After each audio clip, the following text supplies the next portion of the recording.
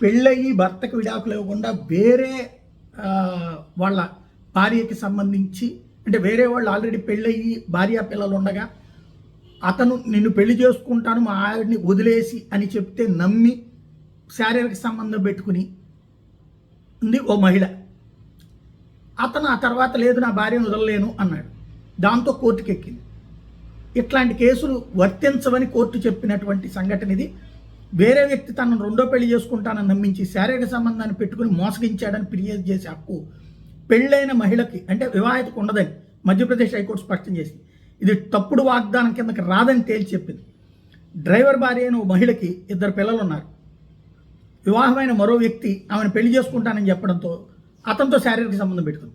అయితే కొంతకాలం తర్వాత తాను భార్యకు విడాకులు ఇవ్వలేనని అతను తేల్చి చెప్పేశాడు. దీంతో ఆమె హైకోర్టును ఆశ్రయించింది. విచారణ జరిపి న్యాయమూర్తి వివాహిత అట్లాంటి ఫిర్యాదు చేయలేదంటూ పిటిషన్ కొట్టేశారు.